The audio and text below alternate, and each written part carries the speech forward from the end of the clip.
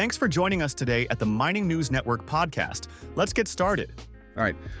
So you sent me some stuff about how mining stocks are valued, and you're trying to figure out if these valuations are, I guess, reliable, like if they hold up in the real world. We've got, let's see, articles from investors, and we've got some stuff that shows how investment bankers approach it, and then also some warnings about like the pitfalls. So are you ready to dig into all of this? Absolutely. And see if we can unearth some truth about mining stock valuations?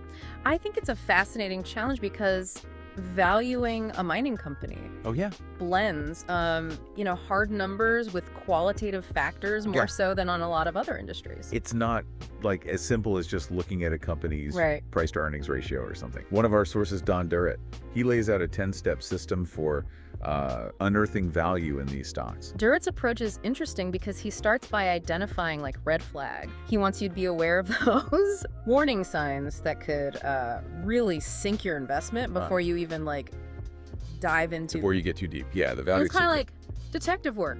Yeah. You're looking for clues. Exactly. That might reveal a hidden risk before you get swept up in the excitement of an undervalued stock or whatever. And that's crucial because valuing a mining company, especially these early stage exploration companies, it involves a lot of projections about the future. Projections, as we know, can be wildly off the mark sometimes. Okay, so let's get into the specifics of the system. Okay. So step one is about the company's properties and ownership stakes. Yeah.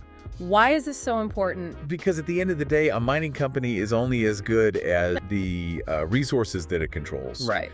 So a company might have a great management team, a solid financial position, but if its underlying assets are weak, the stock is likely to struggle. So it's kind of like real estate, location, location, location. Exactly. But in this case, it's... In mining, it's resources, resources, resources. So Durrett suggests looking for companies that have potential flagship properties, ones with, substantial gold or silver reserve, specifically around 2 million ounces of gold or 40 million ounces of silver. Why those specific numbers? I mean, not magical, but they do relate directly to the economics of mining. So a mine with those kinds of reserves, it has the potential for a longer lifespan. Got it. And the ability to generate significant cash flow, which is what ultimately drives a company's value.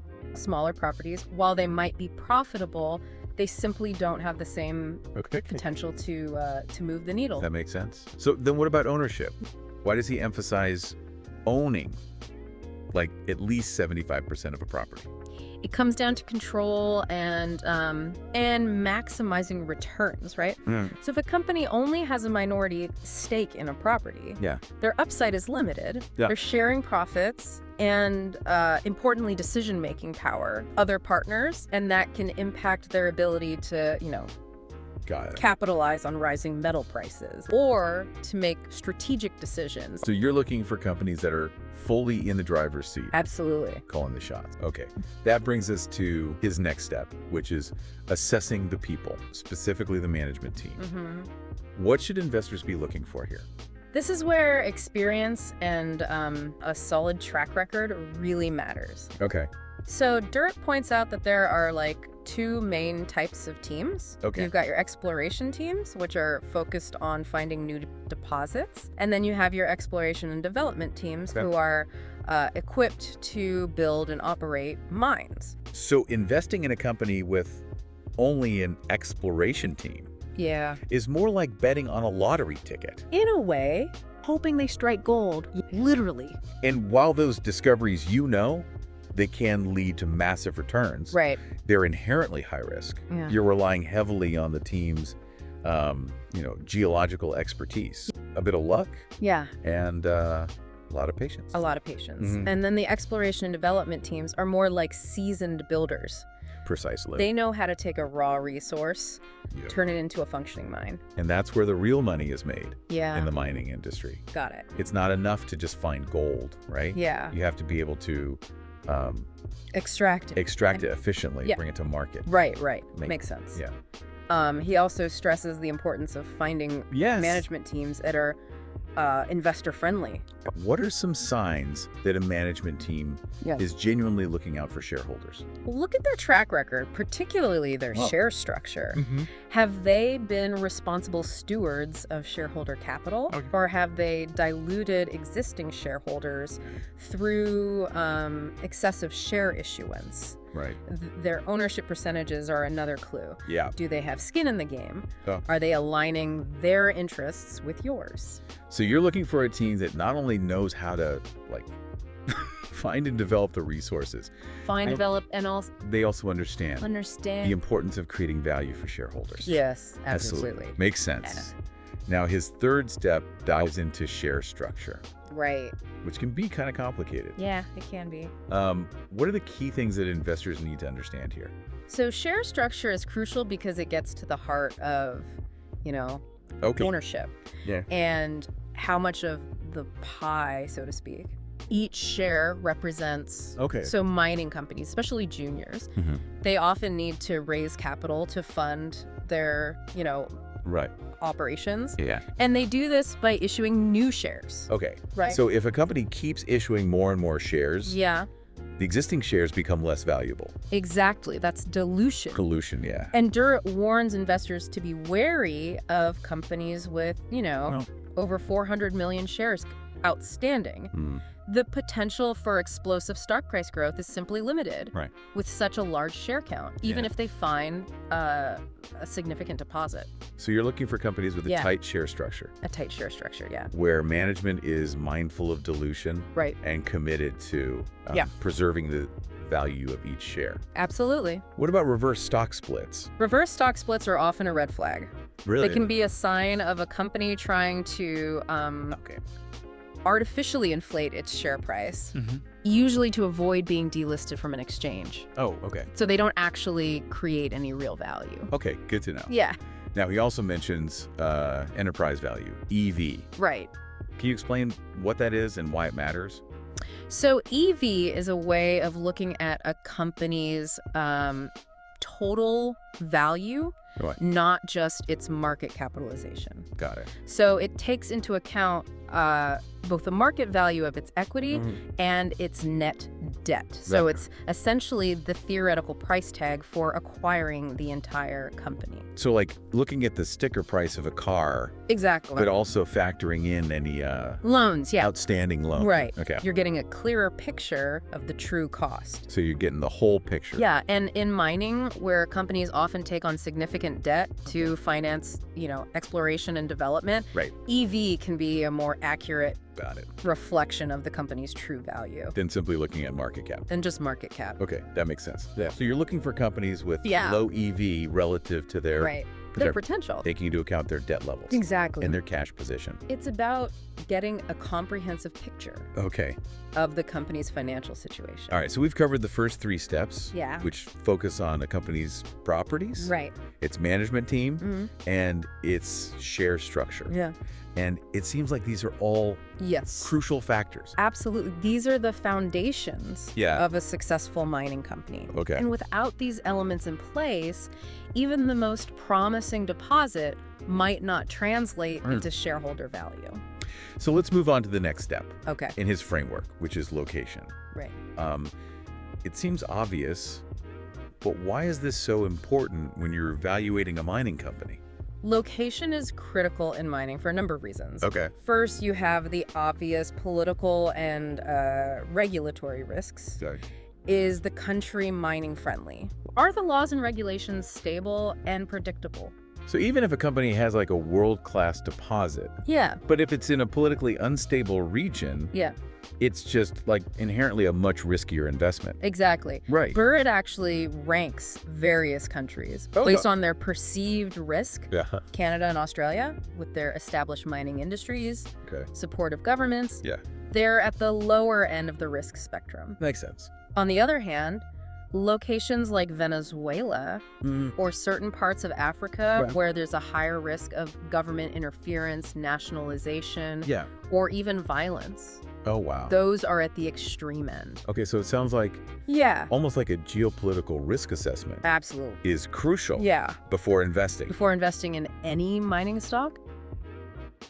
Okay. And then location also impacts the cost structure of a mine. Right. So companies operating in remote areas, lacking existing infrastructure, they often face significantly higher development and operating costs. So even if a company has a large, high-grade deposit, Right. but it's like in the middle of nowhere, Yeah. the costs of It could be prohibitive. of building roads, power lines, and everything could make it just not even worth it. Exactly. That's why proximity to existing mines and infrastructure can be a major advantage because it often means lower upfront costs and a faster path to production. Makes sense. Yeah. So it's not just looking at the resource itself, but you're considering the whole context. Yeah, in which that resource exists. Right. Okay. And that brings us to another factor that Durrett highlights.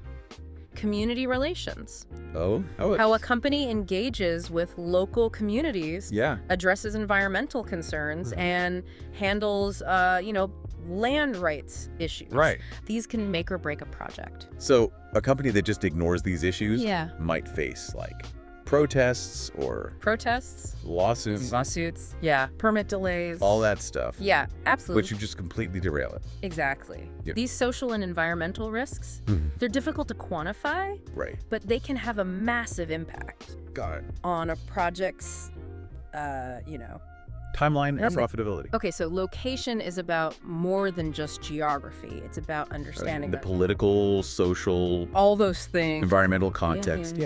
Okay, his next step focuses on projected growth. Why is this so crucial? Well, growth is the engine of value creation, particularly in the mining sector. So a company can have a great mine today, but if it doesn't have a pipeline of projects to fuel future growth, its value is likely to stagnate. So it's not enough to just be producing gold or silver today. Investors are looking for companies that can sustain that production and ideally increase it over time. And this is where things can get a bit tricky with valuations because it's one thing to project growth based on existing reserves, but it's quite another to factor in the potential of, new discoveries or expansions, which are inherently uncertain. Those projections are based on geological data, which can be interpreted in different ways. And on assumptions about future metal prices. Exactly. And that's why it's important to understand the different categories of resources that a company might have. So you have inferred resources, which are based on, preliminary exploration. And they're considered the least certain. Then there are measured and indicated resources, which are based on more detailed drilling and have higher degree of confidence. And finally, you have proven and probable reserves, which are the most certain and are considered economically mineable. So you're looking for companies that not only have a large resource base, but also a track record of converting those resources.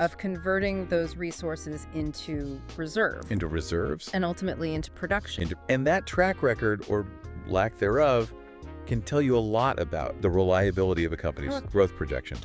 He also talks about the importance of understanding a company's timeline for bringing new projects online. Why is that important? He calls it timeline risk. And it refers to the time it takes to move a project from discovery to production. And this timeline can stretch for years. Wow. Sometimes even decades. Oh, wow. In the mining industry. Okay. The longer the timeline, the greater the chance of problems, unexpected delays. And those delays and cost overruns could just... they can completely derail a project, making the initial valuation completely meaningless. That's why investors often discount the value of projects that are far out on the timeline. Because the uncertainty is simply too great. Makes sense. So when you're assessing a company's growth potential, you're looking at their existing production, their reserves, pipeline of projects, and crucially, their track record of bringing projects online, on time, and on budget. Yeah. Okay. Yeah. His next step is a little unconventional. Right. He calls it good buzz, good chart. Yeah. What's he getting at here? This is where we start to factor in market sentiment Okay. and investor psychology. Okay. So Durrett argues that it's important to look at a company's stock chart and gauge the level of investor interest. Okay. Right. So you're looking for stocks that are trending upward, showing positive momentum and indicating that investors are, excited. Yeah. about the company's prospects. Okay. That's one way to look at it. Okay. He also talks about looking for what he calls coiled stocks. Okay. These are companies that have been undervalued for a period, but are showing signs of a potential breakout. So you're looking for like hidden gems Exactly. that the market might be overlooking. Yeah. Now, some investors might argue that relying on like chart patterns is just like technical analysis, Right. which is like voodoo. Well, there's definitely, a healthy skepticism about relying solely on technical analysis. Right. But Durrett's point is that chart patterns, when combined with a solid understanding of the company's fundamentals, can provide additional insights. Okay, Right? so you're not just blindly following chart signals. No. You're using them to... You're using them to confirm your own analysis. Got it. Yeah. Based on the company's resources, management, location, growth prospect. Okay, so it's just one... It's one tool. One tool. Among many. Among many, okay? Yeah. His seventh step focuses on cost structure and financing. Yes. How do those elements play into... Well, so mining is a capital-intensive business with significant operating costs. Yeah. The ability to mine, gold or silver at a lower cost is a major competitive advantage. Right, and that feeds directly into any credible valuation. So you're looking for companies that can not only find and produce these metals, but also do it. But also do it efficiently. Efficiently, yeah. Right. Yeah. Durrett emphasizes the importance of understanding Okay. a company's all-in sustaining costs, or AISC. And this metric captures all the costs associated with producing an ounce of gold or silver, including operating expenses, exploration and development costs, sustaining capital expenditures. So AISC gives you... It gives you a true picture. A true picture of the company's profitability. That's the idea, but, devil is often in the details. There can be differences in how companies calculate and report their AISC. So it's important to, dig into the footnotes and understand the assumptions. So two companies might report similar AISC, but one might be using some kind of like aggressive accounting practice. Or aggressive accounting practices, or excluding certain costs, which would make their valuation less reliable. It's all about comparing apples to apples, and that requires careful analysis of the financials. Okay. Now, what about financing? Right. How does that impact a company's valuation? So financing is crucial in mining, because companies often need to raise significant capital to fund new projects or expansions. And how they finance these activities, whether it's through debt, equity, or a combination of both, can have a big impact on their balance sheet and their overall risk profile. Okay. Right. So a company with a lot of debt might have a higher valuation in the short term, because it can use that debt to grow. To grow more quickly, but it's also exposed to greater risk. If metal prices decline? If metal prices decline, or if interest rates rise, too much debt can cripple a mining company. Especially during a downturn in the commodity cycle. Got it. So you're looking for companies with a healthy balance sheet? A healthy balance sheet, A prudent approach to financing. And a track record of using capital wisely. And all of these factors. All of these factors need to be considered. Considered when trying to, figure out if the valuation is reliable. Exactly. It's about looking beyond the headline numbers and understanding the company's underlying financial health.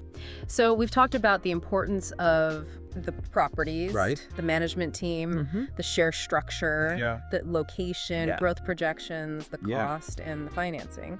What's next in this? So his 8th step focuses on cash and debt.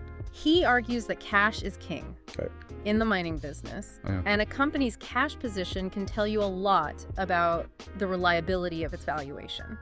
Why is cash so important in this industry? Well, because mining is inherently risky and cyclical. So companies with strong cash reserves, they have a buffer to weather downturns in the commodity cycle. They can fund their own exploration and development without relying heavily on debt or dilutive equity financing. And they have the flexibility to make strategic acquisitions or investments when opportunities arise. So a company with a lot of cash on hand is a safer bet generally? Generally a safer bet, and its valuation is likely to be more stable over time. And conversely, companies with high debt levels are much more vulnerable to swings in metal prices and interest rates, which makes their valuations more susceptible to sudden changes. Makes sense. Durrett suggests looking at a company's cash burn rate. Cash burn rate. What is that, and why is it important? So cash burn rate measures how quickly a company is going through its cash reserves. So a high burn rate, especially if it's not accompanied by strong revenue growth, can be a red flag. It might signal that the company is struggling to generate cash flow from its operations, or that it's burning through cash to fund, unprofitable projects. So you're looking for companies that generate more cash than they spend and have a track record of using their cash wisely. Using their cash wisely.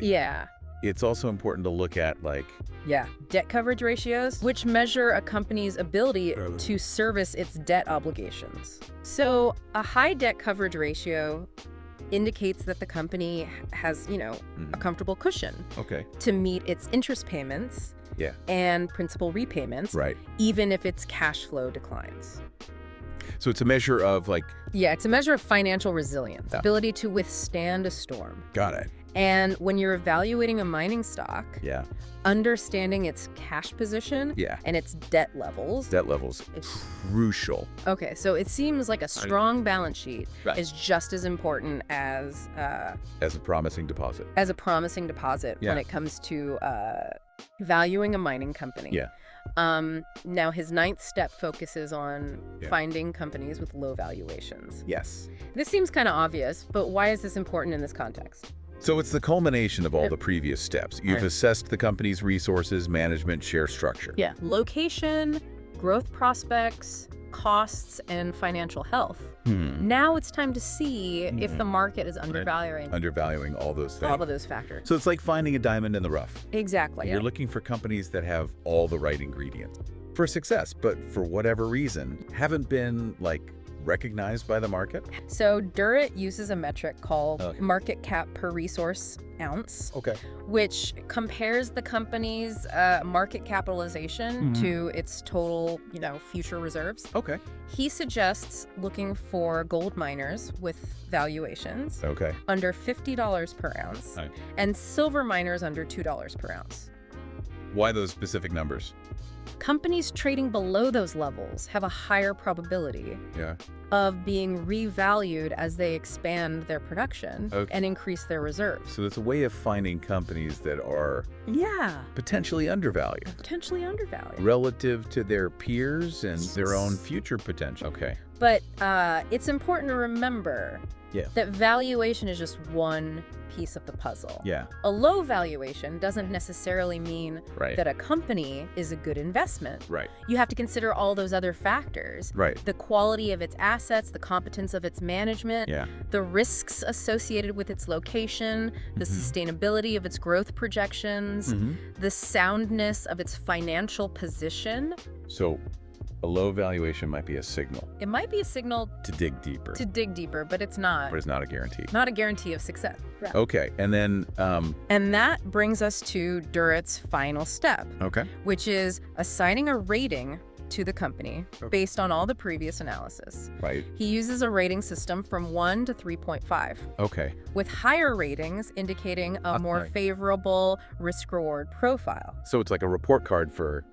In a way, mining companies. You're grading them based on all of their strengths and weaknesses. And it's important to note, a high rating doesn't necessarily mean a company is a surefire winner. It simply means that it scores well across multiple criteria and appears to have a better chance of success than a company with a lower rating. So it's a way of It's a way of ranking and prioritize potential investments. Got it. Based on a holistic assessment of their risk and reward. But it's important to remember that these ratings are based on a snapshot in time. Right. They can change as the company's prospects evolve, as metal prices fluctuate, as new information becomes available. So it's a dynamic process. It's a dynamic process.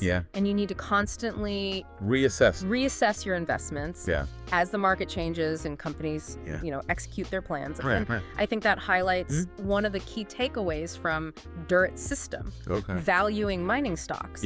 It's not a one-time exercise. It's an ongoing process. Of research, analysis, reassess. Now, we also have some insights from an investment banker specializing in metals and mining. And this source delves into this concept of NAV. Net asset value. Net asset value. How does NAV differ from?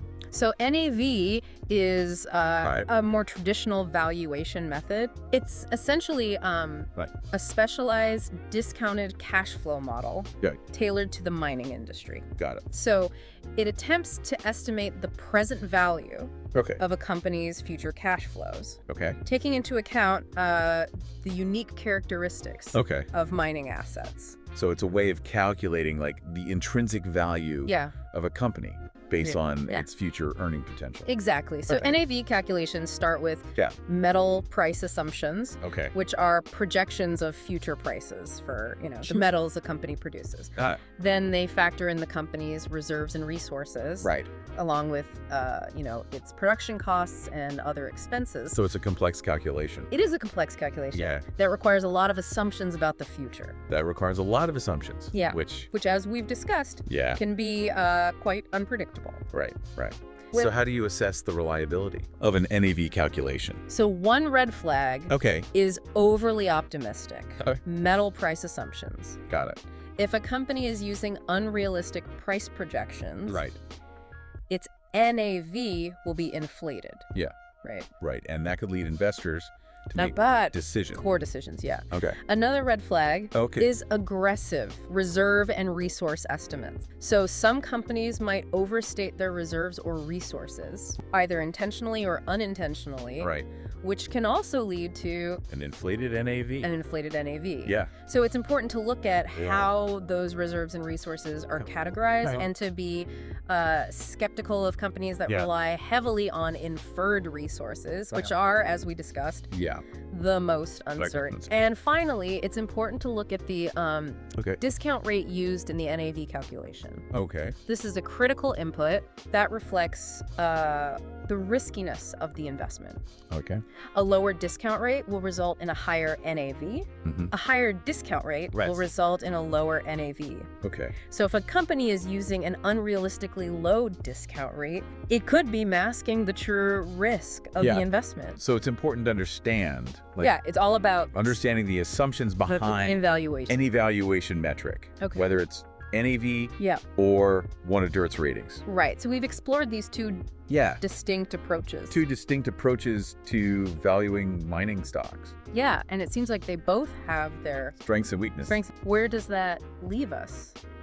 I think the key takeaway is that there is no single perfect way to value a mining stock. It's a complex process that requires a blend of quantitative analysis and qualitative judgment. And it's important to understand the limitations of each approach and to be aware of the potential biases and pitfalls. It's about using multiple tools and approaches, looking at the company from different angles, and ultimately making a judgment call. A judgment call based on all the information. And it's important to remember that valuation is just one part of the investing process. You also need to consider your own investment goals, your risk tolerance, your time horizon. Okay, so we've talked about a lot of technical details. But at the end of the day, it comes down to like making informed decisions. Informed decisions. Based on a combination of analysis, judgment, and your own individual circumstance. And that's why it's so important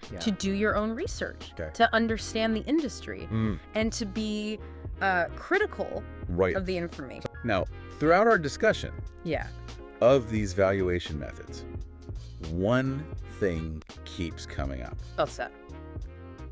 And uncertainty. Uncertainty. It seems like every projection, every assumption, every calculation is tinged with uncertainty. That's the inherent nature of the mining industry. Okay. It's a cyclical business with long lead times, complex operations, exposure to factors beyond anyone's control. So how do you navigate that uncertainty? So you don't just throw up your hands and say it's all a gamble. There are ways to manage that uncertainty and to make more informed decisions.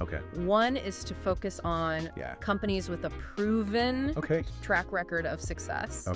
Look for companies that have consistently delivered on their promises, that have a history of managing costs effectively, and that have navigated previous downturns in the commodity cycle. So past performance is not a guarantee. Past performance is not a guarantee. Management competence. And think to me resilience. Company resilience. Another way to manage uncertainty is to diversify your portfolio. Don't put all your eggs in one basket. Invest in multiple companies with different assets, different geographies, different stages of development. So you're spreading the risk. You're spreading the risk so that if one company or one project stumbles, it doesn't sink your whole portfolio. And finally, it's important to have a long-term perspective. Mining is a long game. It takes time to develop a mine, to ramp up production, to generate returns. So don't expect overnight riches? Don't expect overnight riches.